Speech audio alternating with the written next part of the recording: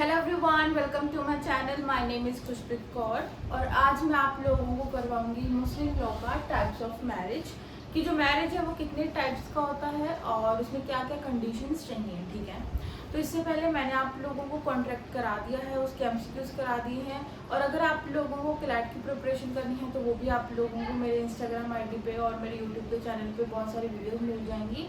और अगर आप लोगों को नोट्स चाहिए तो वो भी आपको मेरे इंस्टाग्राम की आईडी पे मिल जाएंगे। तो आज हम सिंपल स्टार्ट करेंगे कि टाइप्स ऑफ मैरिज क्या है अंडर मुस्लिम लॉ। ठीक है, याद रखना अभी हमने मुस्लिम लॉ स्टार्ट किया है, अभी हमने हिंदू लॉ स्टार्ट नहीं किया है। जब मैं हिंदू लॉ स्टार्ट करूंगी तो तब उसके नोट्स में आप लोगों को अपलोड कर दूंगी आप लोगों के लिए इंस्टाग्राम की आईडी पे। ठीक है, तो सबसे पहले अब हम लोग बात करते हैं कि टाइप्स ऑफ मैरिज कितने हैं। 3 हैं।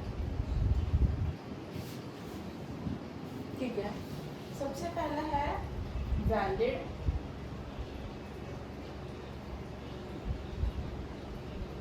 सही मैरिज। दूसरा है वॉइड, मतलब बातिल। और उसके बाद है फाजिल, मतलब इर्रेगुलर मैरिज। ठीक है, ये 3 टाइप्स है मैरिज के, वैलिड, वॉइड और इर्रेगुलर। ठीक है, अब हम बात करते हैं वैलिड। अब मैंने आप लोगों को कुछ एसेंशियल एलिमेंट्स पढ़ाए थे, कुछ कंडीशंस पढ़ाई थी पिछली वीडियोस में, तो उसमें जितनी भी कंडीशंस हमारी आ रही हैं वो सारी क्या है, वैलिड। जो अगर आपको अपनी मैरिज को वैलिड करना है, सही करना है, देन आपको सारी कंडीशंस को फुलफिल करना पड़ेगा। ठीक है, अब इसके अंदर क्या क्या कंडीशन हो सकती है। फॉर एग्जाम्पल कि हमारी जो कंसेंट है, ठीक है, फ्री कंसेंट होना चाहिए। दूसरा क्या हो सकता है कि इस्लाम के अकॉर्डिंग मैरिज की जाए। ठीक है, उसके बाद है कि विटनेस के सामने की जाए मैरिज। प्रपोजल और एक्सेप्टेंस होना चाहिए, हमने देखा था ना। और क्या है, एक ही मीटिंग में होना चाहिए, 1 मीटिंग में। उसके बाद क्या है,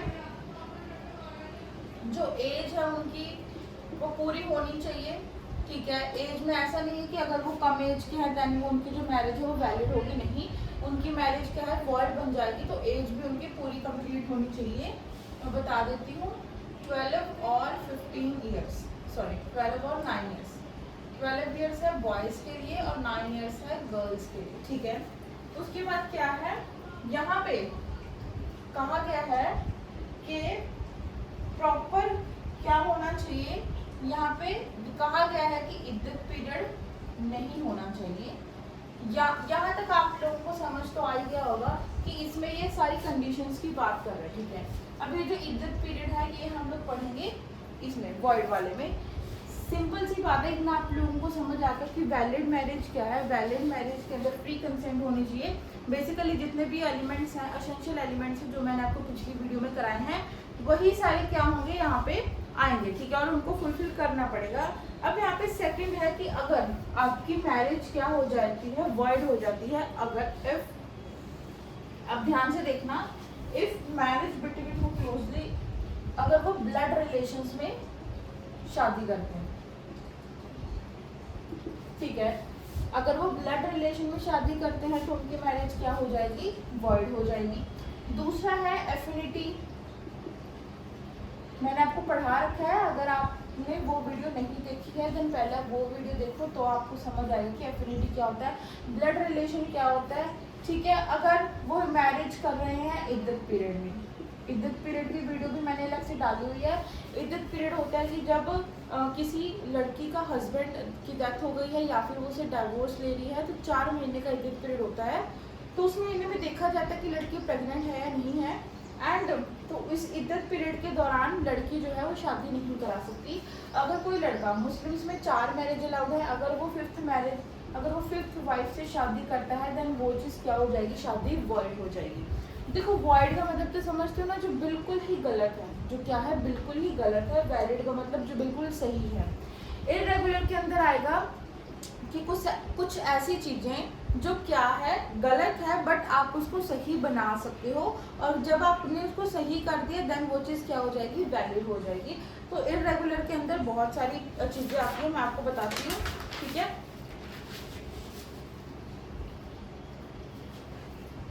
ठीक है, इस्लाम बोलता है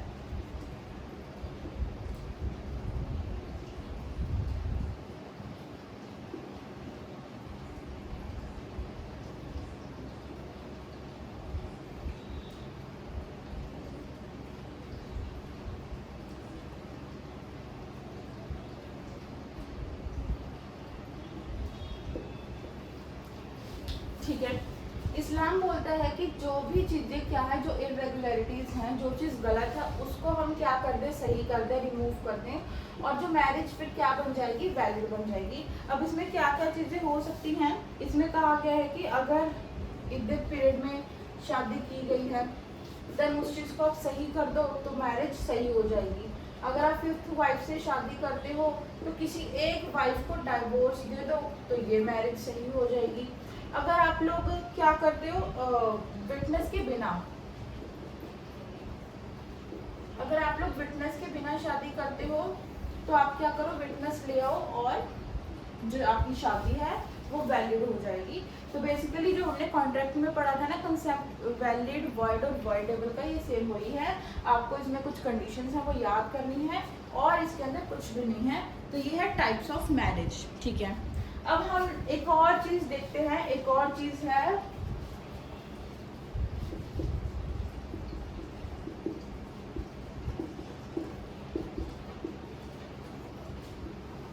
देखो, ये है मोटा मैरिज।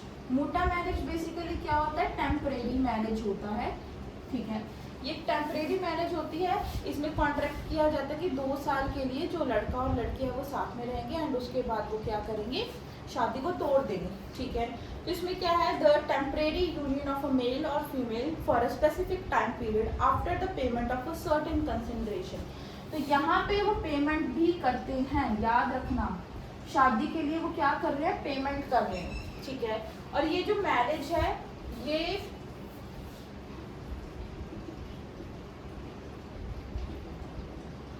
शिया लॉ के अंदर सही मानी जाती है, बट ये सुन्नी लॉ के अंदर गलत मानी जाती है।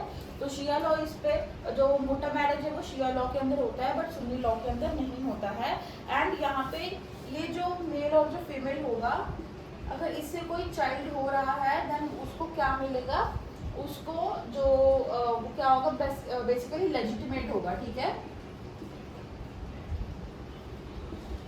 ठीक है। वो क्या होगा, लेजिटिमेट होगा, मतलब जायज़ बच्चा होगा, उसको नाजायज़ नहीं कहा जाएगा।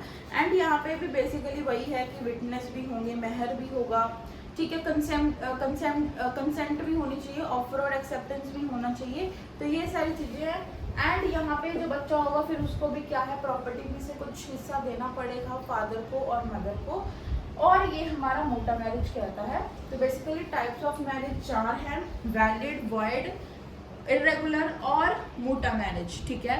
एंड आप इसका स्क्रीनशॉट ले लो, इसके नोट्स आप लोगों को मेरे इंस्टाग्राम की आईडी पे मिल जाएगा, उसका लिंक आप लोगों को मेरे डिस्क्रिप्शन बॉक्स में मिल जाएगा। And thank you so much, bye bye.